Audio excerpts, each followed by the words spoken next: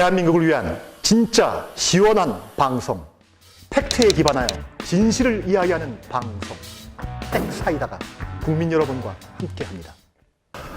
네, 안녕하십니까. 핵사이다 임원정입니다. 네, 이제 날씨가 풀리고 있습니다. 여러분들, 날씨는 풀리는데 시청자 여러분들, 국민 여러분, 마음은 풀리고 있는지요? 오늘 저희가 함께 얘기할 주제는 최근 청와대 대변인을 사퇴했죠. 김의겸 전 청와대 대변인과 관련된 문제입니다. 여러분, 사퇴를 지난 3월 29일 날 문제가 불거지자마자 부동산 투기 의혹이죠. 불거지자마자 전격적으로 다음날 사퇴를 했는데, 사퇴를 했다고 해서 또 이 문제가 이 불씨가 꺼지고 있지 않습니다. 조선일보는 다음과 같은 기사를 내보낸 바 있습니다. 건물 대장에도 없는 김의겸 옥탑 대출 때 상가로 쳐줬다 해가지고 특혜 의혹을 제기했는데요. 따라서 대변인에서는 사퇴했지만 아직도 국민 감정은 고위공직자, 그것도 청와대 대변인으로 활동하면서 벌였던 그 특혜 시비에 대해서 아직도 국민 정서는요 납득을 못하고 있고, 또한 문재인 정부나 여당 또한 이 문제와 관련해서 풀어야 하는 또한 숙제를 가지고 있습니다. 여러분 알다시피 대변인으로 있으면서 흑석동에 있는, 그죠? 지금은 투기과열 지역으로 선정이 돼가지고 묶여 있습니다만, 그 전에 상가를 매입해서 문제가 시작됐습니다만, 여러분들은 어떻게 보십니까? 이것이 과연 특혜 의혹에 의한 권력 핵심부에 있었지 않습니까? 권력 핵심부에 있으면서 국민은행으로부터 권력을 힘을 뒤에 업고 특혜를 받은 것인지 그렇지 않은 것인지, 만약 이 의혹이 사실로 드러난다면 대변인에서 사퇴로 끝나는 것이 아니라 또한 조사를 받지 않을까라는 생각이 듭니다. 이와 관련해서 언론에서는 다양하게 문제를 제기하고 있는데요. 일단 국민일보를 보시면 김의겸 10억 대출은 전형적 상가 쪼개기, 편법 동원한 특혜라는 것을 인용을 하면서 제목을 달았습니다. 그만큼 여론이 안 좋다는 것을 반영하는 것인데요. 이 의혹과 관련해서 뭐 여러 가지 의견이 있습니다만, 현재 서울신문 같은 경우는 또 다음과 같이 기사를 내놨습니다. 김의겸 건물 내각에 4개뿐이다 라고 했는데 10개가 맞다 라고 하면서 문제가 지금 서로 공방으로 치닫고 있습니다. 김의겸 말이 맞는지, 아니면 조선일보가 제기했던 내용이 맞는지. 특히나 이 조선일보가 처음 문제를 제기하면서 자유한국당 김종석 의원은 내부 회의를 통해서 더 크게 의혹을 갖다가 증폭시키고 있습니다. 이것은 권력의 힘을 빈 특혜다라고 문제를 제기했던 건데요. 지금 국민은행은 그래서 내부적으로 난리가 난 것 같습니다. 관련한 국회의원을 찾아다니면서 그렇지 않다, 정상적인 과정을 통해서 대출을 진행한 것이다 라고 하면서 다양하게 자신의 입장을 갖다가 밝히고 있는데요. 여러분들은 어떤 말이 맞다고 생각하십니까? 지금 뭐 사진으로 또는 영상으로 방송을 통해서 많이 나갔습니다. 저희들이 눈에 보이게도 허름한 상가가 2층이 있는데요. 지하에도 공간이 있다고 하고, 그리고 옥상 위에도 옥탑 방 형식의 그 건물들이 있는데, 물론 언론을 통해서 문제가 제기됐습니다만 옥상 위에 건설된 건물은 불법 건물이라고 합니다. 근데 이제 국민은행은 감정조사에 의해서 옥탑에 있는 3개의 방, 그리고 지하에 있는 3개의 방까지 다 포함해서 1층 3개, 2층에 있는 호프집 1개 해서 총 10개가 임대 가능한 곳이었기 때문에 임대차법에 의거하여 원활하게 대출을 원칙적으로 수행한 것이다 라고 해서 공방이 치닫고 있는데, 결국 이 공방은요 어디로 넘어가고 있냐면 금융감독원으로 넘어가고 있습니다. 이미 보수시민단체가 김의겸을 고발했습니다. 철저하게 조사를 통해서 부동산 투기, 특히나 대출에 불법적인 어떤 특혜 의혹이 있었는지까지도 조사를 해달라는 고발서를 갖다가 법원에 제출했는데요. 검찰에 제출했는데요. 금융감독원에서는 또 다양한 의견들이 나옵니다. 일단 문화일보는 금감원 김의겸 특혜 대출 확인되면 국민은행 특별 검사 대상에 올라라는 제목을 뽑았습니다. 만약 특혜로 대출을 해 주었다면요, 국민은행 관련된 임원들이 이와 관련한 징계를 받을 뿐만 아니라 국민은행이 금융감독원의 특별 검사를 받게 되면 이것은 국민은행 입장에서는 여간한 타격이 아닐 수 없습니다. 그리고 동아일보는 관련한 내용을 금융감독원 김의겸 특혜 대출 의혹 조사 착수 이렇게 내보내기 시작했고요. 결국 모든 결론이 금융감독원의 조사에 의해서 결정될 텐데, 물론 많은 국민들은 생각하겠죠. 금융감독원이 철저하게 원칙에 입각해서 조사해 주기를. 그리고 조선일보 또한 관련한 기사를요, 금융감독원 국민은행 김의겸 부당대출 의혹 조만간 결론이라는 내용으로 또 기사를 뽑고 있습니다.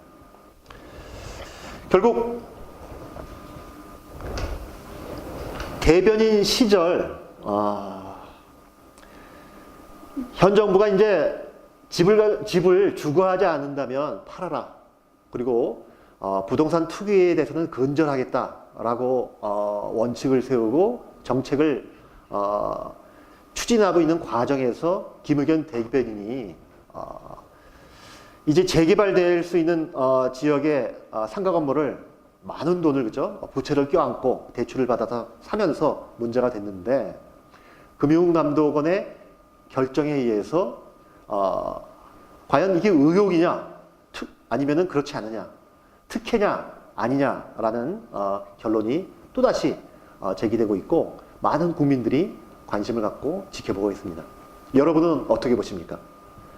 국민 정서상으로는 일단 대변인 신분에 있으면요, 매일마다 국민들을 마주하고 카메라 앞에서 현 정부의 입장을 공식적으로 대변하는 논평들을 내놓는 사람인데, 가장 일선에서 국민과 함께 호흡해야 할 사람으로서 그런 의혹의 여지가 있는 일을 했다는 것만으로도 도저히 용납할 수 없는, 납득할 수 없는 그런 마음을 가질 수밖에 없다는 생각을 갖고 있습니다.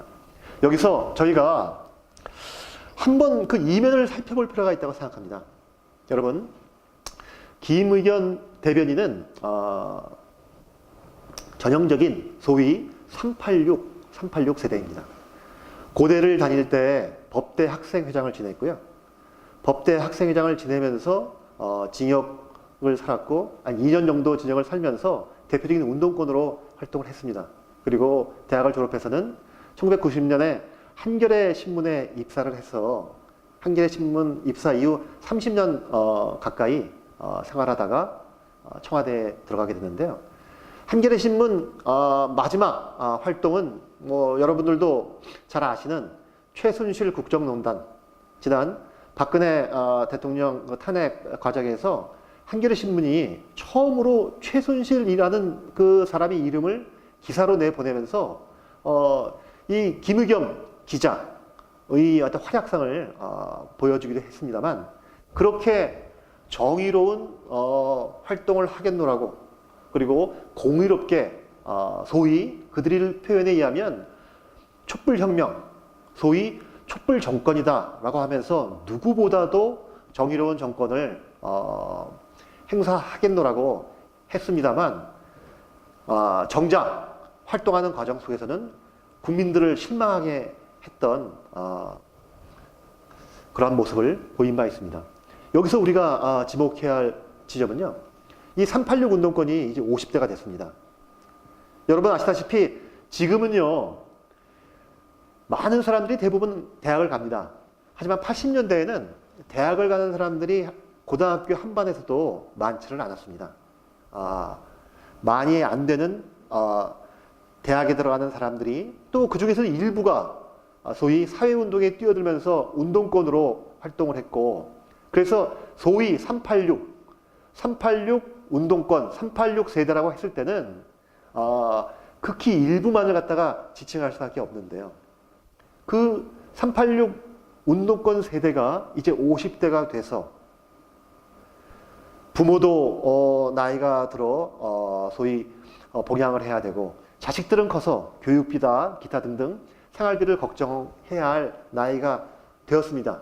이제 그들이 김의겸 대변인이 얘기한 바와 같이 부모도 공양해야 되고 그동안 30여 년 가까이 집 한 채 없이 전세를 살았는데 자기 집을 장만해 보겠다는 궁여지책에 변명을 늘어놓았었죠. 이것을 어떻게 봐야 될까요? 30년 전 그들의 의기로운 어떤 그 정의로운 사회를 만들고자 하는 그 투지, 뭐 이런 것들은 사라졌던 것일까요? 자연인 김의겸, 일반 시민으로서의 김의겸이라면 뭐 그럴 수 있다고 칠 수 있겠습니다만 언론사 일선에서 사회 정의를 위해서 기사를 쓰던 김의겸 그리고 청와대에 들어가서 촛불 정권을 만들었던 대표적인 일인으로서 대변인을 맡고 활동했던 김의겸 이것이 제대로 매치가 되지 않는 느낌을 들면서 저는 김의겸 전 대변인뿐만 아니라 386 운동권 전체 우리 사회 전체를 바라보면서 이 문제를 들여다봐야 되지 않을까라는 생각을 해봤습니다. 만약요 이거는 보수 진보를 떠나서 우리 모두가 새겨들어야 할 말이라는 생각을 갖습니다만 만약 본인이 이 사회를 이끌어가는데 중추적 역할을 담당하겠다. 고위공직자가 되겠다. 정치인이 되겠다라고 한다면 자신의 뒤를 되돌아보면서 자신의 마음가짐을 새롭게 해야 되지 않느냐라는 생각을 갖게 됩니다. 여기서 또 저희가 하나 들여다볼 거는요. 김의겸 대변인이 한겨레 신문 기자였습니다. 98년 2000 그 이 정부가 탄생하기 직전까지 한겨레 신문을 하다가 이 정부에 참여해서 이제 대변인이 됐는데요.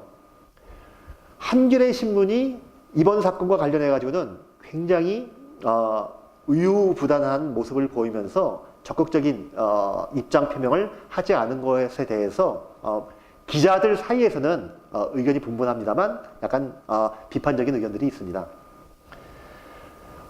만약 어떤 기자 표현에 빌리면요. 이것이 한겨레 기자 출신의 문제이기 때문에 가장 앞장서 한겨레 신문이 이 문제를 제기해야 되는 것이 아니냐라는 지적이었는데요.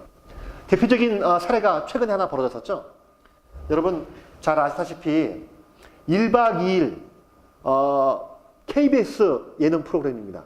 1박 2일 프로그램에서 거기 출연하고 있던 예능인들이죠. 개그맨들 뭐 예능인들이 소위 도박, 골프를 벌였다는 그저 정황 그런 의혹들이 드러나자마자 이 기사를 가장 처음 내보낸 게 다른 방송사나 언론사가 아니라 KBS가 내부적인 판단이 이 문제는 KBS 프로그램의 문제이기 때문에 KBS가 가장 먼저 원칙적으로 강도 높게 문제를 제기해야 된다. 기사를 내보냈고 다른 언론사들이 받았습니다. 그렇다면 한겨레 신문사 전직 기자였습니다만 한겨레 신문사가 이 문제를 보다 원칙적이면서 비판적으로 다뤄야 했던 것이 아닐까 하는 문제 제기였고요. 그리고 기자들 사이에서는 아까 말씀드렸던 386 운동권 출신의 김의겸 전 대변인의 나이가 들어가면서 변했던 생각들, 판단 기준들 이런 것에 대한 약간 온정적 시각도 있는 것을 확인해 봤습니다. 따라서 저는 이번 기회를 통해서 그냥 김의겸 대변인 하나만 무조건 비판하는 문제가 아니라 우리 사회 전체가 어떻게 하면 정상적인 형태로 선진화할 수 있을 것인지, 투명 사회로 갈 수 있을 것인지, 여야 모두가 고위공직자가 되고 정치를 하려면 보다 자기를 돌아보면서 수신제가 치국평천하는 말이 있잖아요. 자신을 보다 그저 깨끗하게 자신의 마음을 갈고 닦는 것이 필요하지 않은가 생각해 봅니다. 이제 금감원의 판단만 남았습니다. 금융감독원이 지금 논란이 되고 있는 특혜와 관련된 그 의혹 문제를 면밀히 조사해서 만약 특혜가 사실로 한다면 국민은행을 특별검사를 통해서 징계를 해야 한다고 생각하고 있고요. 정확하게 사안을 정리해야 한다고 생각합니다. 물론 금융감독원이 어떠한 결정을 내리는 것과 상관없이 현 정부는, 문재인 정부는 김의겸 대변인의 부동산 투기 의혹, 이와 관련된 그 무거운 짐을 최근에 청문회에서 벌어졌던 장관 후보자들의 인사파동 문제와 연결지어서 국정 쇄신을 통해 3년차를 준비해야 되지 않는가 생각해 봅니다. 네, 이상 핵사이다 임원조였습니다. 감사합니다.